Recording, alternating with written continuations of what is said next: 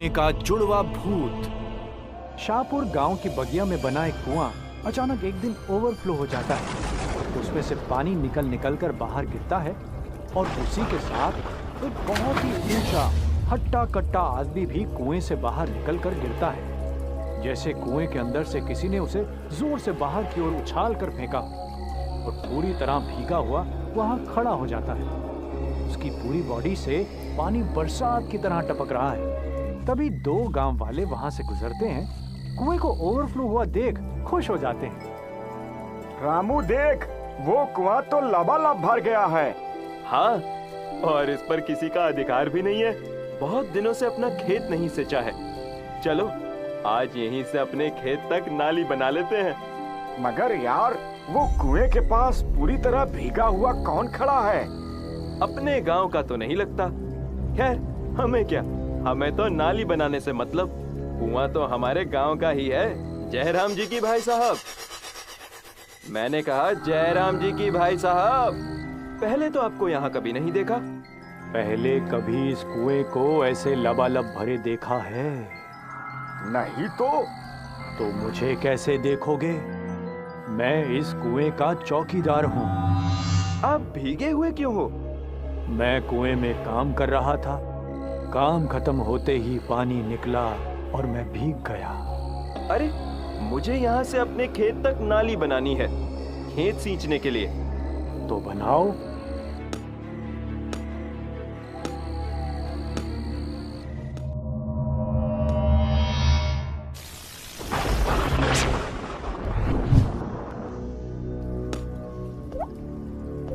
अरे, चौकीदार शामू कहाँ गया? कौन शामू? मेरा दोस्त जो मेरे साथ आया था। मुझे क्या पता, चला गया होगा। अरे पर ऐसे कैसे चला गया, वो भी बिना बताए? तुमने उसे जाते हुए भी नहीं देखा? नहीं, मैं तो तुम्हें नाली बनाते हुए देख रहा था। यही मौका है, इसे भी इसके दोस्त के साथ अंदर ले लेता हूँ।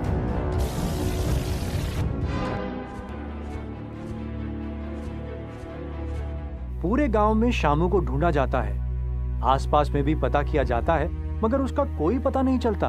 अभी इस घटना को एक ही दिन गुजरता है कि दूसरे दिन रामू की देखा देखी तीन दोस्त लालू, कालू और टालू भी उसी कुएं से नाली बनाने जाते हैं, जहां टालू को अकेला पाकर वो भूत उसे भी उसी स्टाइल में अपने अंदर समा लेता है। अचानक टालू को भी वहां से बिना बताए गायब हो गया देख पूरे गांव में सन्नाटा छा जाता है। ऐसा कैसे हो सकता है कालू लालू? तुम तीनों की तो दांत काटी रोटी है। एक दूसरे को बताए बिना सांस भी नहीं लेते हो। फिर तालू बिना बताए कहां चला गया? यही तो मेरी समझ में भी नहीं आ रहा सरपंच जी।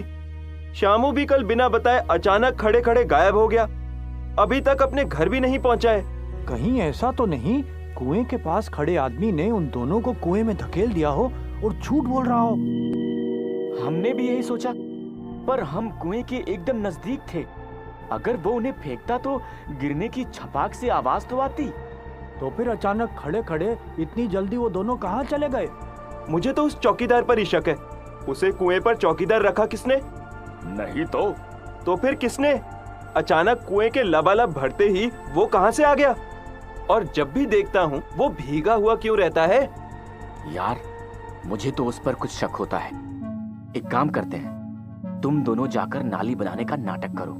हम छुपकर उस पर नजर रखते हैं। अगर उसने तुम्हें कुएं में फेंकने की कोशिश की तो फिर हम उसे छोड़ेंगे नहीं। ओह, तो कमबख्त इसी कुएं में कूद कर नहाता है, इसलिए भीगा रहता है। तुम दोनों जाओ। अगर कुछ भी ऐसा वैसा किया तो आज कस के नहलाएंगे उसे। चौकीदार साहब, खेत सींचना है, आज फिर नाली बनानी है। बनाओ।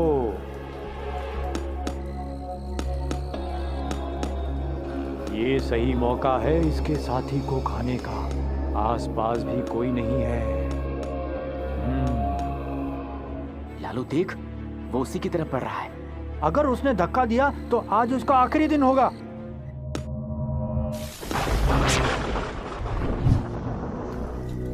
हे भगवान, ये क्या देखा आपने? क्या? हाँ सरपंच जी, हमारी तो कुछ समझ में नहीं आया। हमने सोचा कहीं रामू के साथ भी वो वैसा ही ना कर बैठे, इसलिए हम इसे लेकर जल्दी जल्दी गांव आ गए। जी तो चाहता है उसे काट डालूं, मगर काटा भी तो नहीं जा सकता। कमबख्त फिर जुड़ जाएगा, उसके बाद वो हमें छोड़ेगा नहीं। तो फिर क्या करें? ऐसे तो वो एक एक करके पूरे गांव को निगल जाएगा।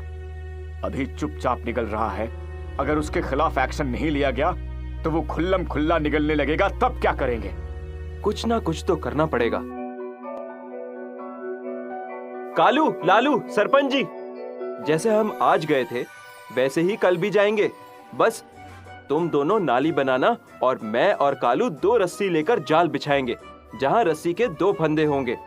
लालू, तुम्हें उसके बीच में खड़े रहना है, ताकि जब उसके शरीर के दोनों हिस्से तुम्हारी तरफ आए तो उसके पांव उस रस्सी के दोनों फंदों में हो।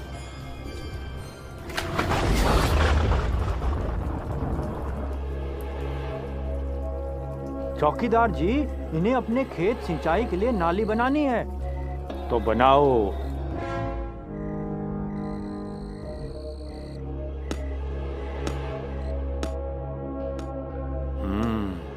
ये नाली बनाने में खोया है, यही मौका है इसके साथी को निकलने का।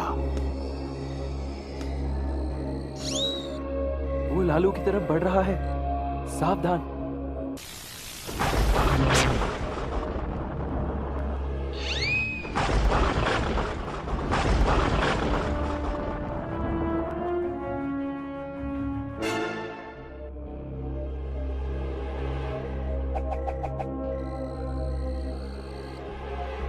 हमें इसे एक दूसरे से दूर अलग अलग गांव में जमीन में गाड़ देना है, ताकि गलती से भी कभी दोनों सही दिशा में ना मिल सकें। वाह रामू, तुमने तो गांव को एक बहुत बड़ी मुश्किल से बचा लिया, लेकिन तुम्हें इसे मारने का आइडिया सूझा कैसे?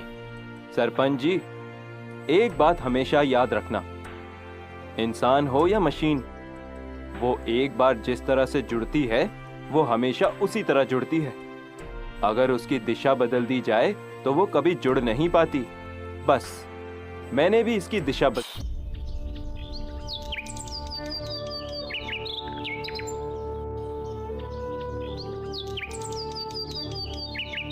बहुत समय पहले की बात है। चंदनपुर गांव में एक किसान रहता था जिसका नाम रामू था। रामू किसान के पास एक मुर्गा था जो सुबह सुबह जोर से कुकड़ू कू करता था।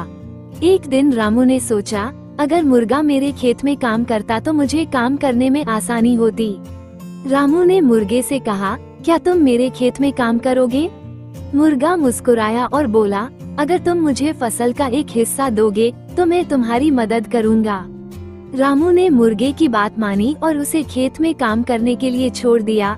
मुर्गा खेत में घूमता और कीड़े मकोड़े खाता, जिससे रामू की फसलें बर्बाद नहीं होती थीं। धीरे धीरे रामू का खेत बहुत अच्छा होने लगा।